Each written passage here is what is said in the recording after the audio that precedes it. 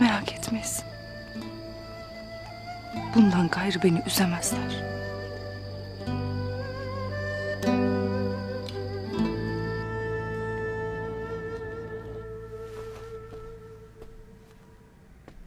Destur var mıdır?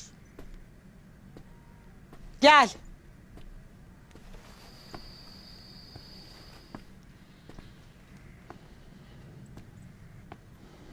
Tuğtekin Bey'imi görecektim. Dışarıda. Korkut Bey de uyur. Bir diyeceğin mi vardı? Yok bir şey hanım. Söyle kocabaş. Suratından belli bir şeyler oldu. Ertuğrul. Bir atlar karıştırır. Nasıl diyeceğimi bilemem. De hele. Obamızın meselesi benim de meselemdir. Önce alpleriyle gizli gizli buluştu. Yetmedi gitti. Kafesli çadırda Abdurrahman'ı gördü. Onunla gizli gizli konuşurken nöbetçileri dışarı çıkardı. Bir işler çevirip dururlar. Deli Demir de onlarla birlikte hareket eder. Şimdi beni iyi dinle. Tuğtekin Bey'ini sevip saydığını bilirim. Sağ olun hanım. Gündoğdu Bey de öyle. Hayatını kurtardığından beri sana güveni çoktur. O halde Gündoğdu Bey'i uyar.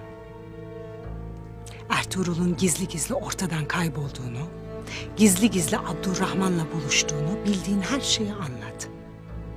Onun gözünü aç. Aç ki Tuğtekin Bey'ine bir zarar vermesin. Anladın mı beni? Anladım hanım.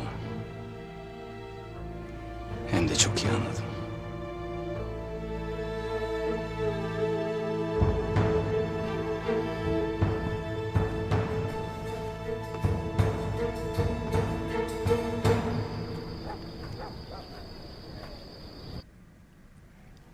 Kimse nereye gittiğimi bilmeyecek. Ne zaman gittiğimi de. Ya ben Ertuğrul? Sen de bilmeyeceksin. Sabırla bekleyeceksin.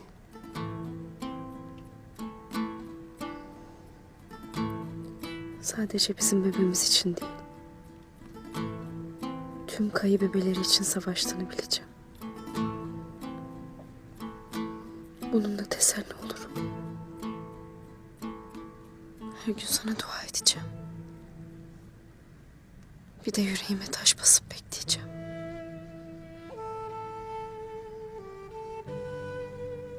Sabrın sonu selamettir derler.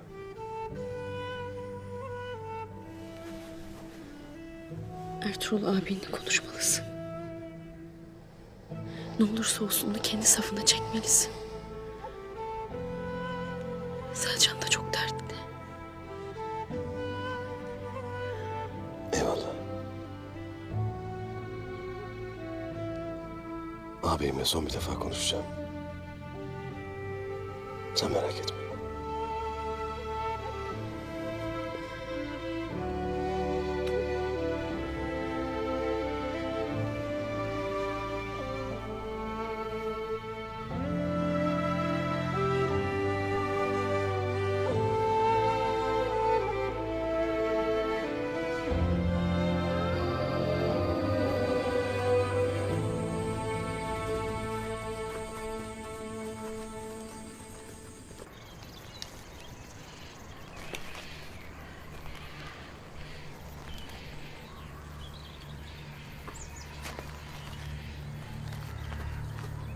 Böyle elini kolunu sallayarak gitmesine izin mi